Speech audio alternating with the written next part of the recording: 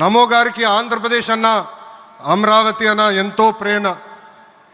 ఇప్పుడు ఆయన ఢిల్లీలో ఎంత బిజీగా ఉన్నారో మనందరూ తెలుసు. ఆయన ఈ కార్యక్రమానికి వచ్చారు. 2024 ఎన్నికల్లో ప్రజలు ఎన్డీఏ ప్రభుత్వానికి 94 సీట్లు గెలిపించారు. అందుకే మన ప్రధాని నమో గారు ఆంధ్రప్రదేశ్ కోరిన అన్ని కోరికలు తీరుస్తున్నారు. మొన్నే విశాఖపట్నానికి వచ్చి railway zone, NTPC green project, Nakkapalli bulk drug పార్క్కి నిధులు కేటాయించారు. ఏకంగా విశాఖపట్నం ఉక్కు ఫ్యాక్టరీని కాపాడారు.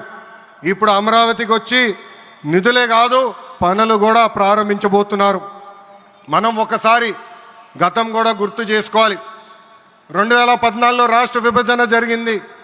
కట్టుబట్టలతో మెడబట్టి మన బయటికి గెంటేశారు. ఎక్కడి నుంచి పరిపాలించాలో తెలియని పరిస్థితి.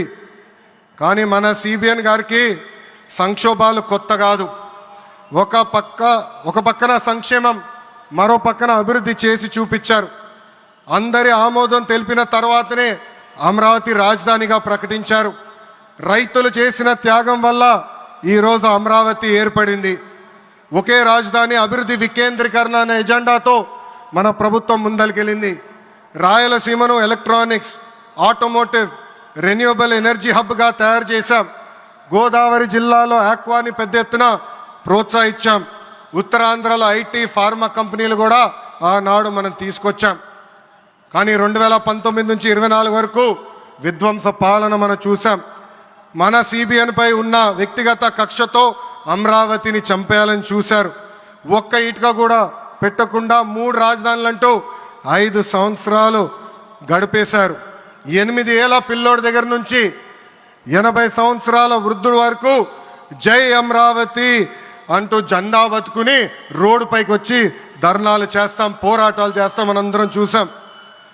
జై అమరావతి అన్నందుకు రైతులకి సంఖ్యలేశారు. జై అమరావతి అన్నందుకు మహిళా రైతుల్ని పోలీస్ బూటులతో తన్నిచ్చారు. జై అమరావతి అన్నందుకు రైతుల్ని ఏకంగా పెయిడ్ ఆర్టిస్టులు అన్నారు. ఎన్ని అరాచకాలు చేసినా అమరావతి రైతులు తగ్గేదే లేదన్నారు. 1631 రోజుల పాటు అమరావతి ఉద్యమం కొనసాగింది.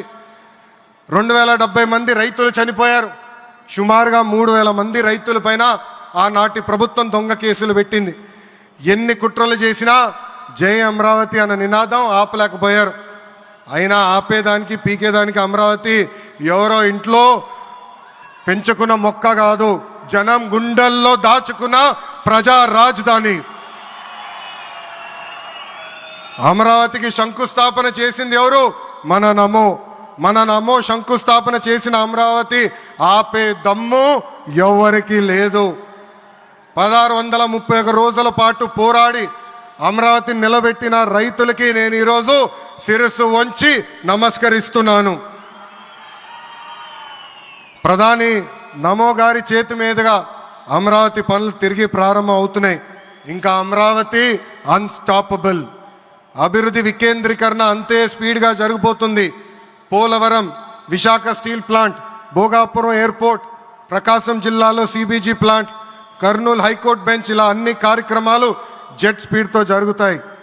ప్రజాప్రభుత్వం ఏర్పడిన 10 నెలల్లోనే 8 లక్షల కోట్ల పెట్టుబడితో వాటి ద్వారా 5 లక్షల మందికి ఉద్యోగాల అవకాశాలు కల్పించడానికి అనేక నిర్ణయాలు మేము తీసుకున్నాం, ఒప్పందాలు కుదిరించుకున్నాం. అంతేకాదు 16,347 పోస్టులతో మెగా డిఎస్సి నోటిఫికేషన్ కూడా ఇచ్చాం.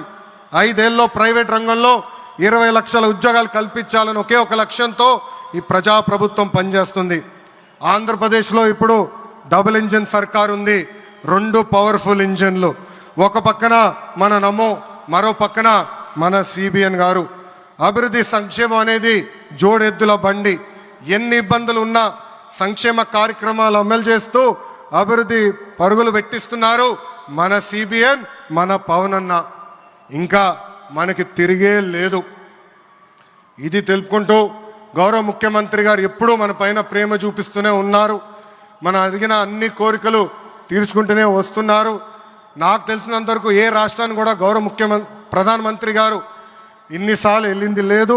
దానికి నేను హృదయపూర్వక ధన్యవాదాలు తెలుపుకుంటూ జై అమరావతి, జై అమరావతి, జై అమరావతి. జై ఆంధ్రప్రదేశ్, జై ఆంధ్రప్రదేశ్, జై ఆంధ్రప్రదేశ్. నరేంద్ర మోడీ గారి నాయకత్వం, నరేంద్ర మోడీ గారి నాయకత్వం, చంద్రబాబు నాయుడు గారి నాయకత్వం, పవన్ అన్న నాయకత్వం. జై హింద్.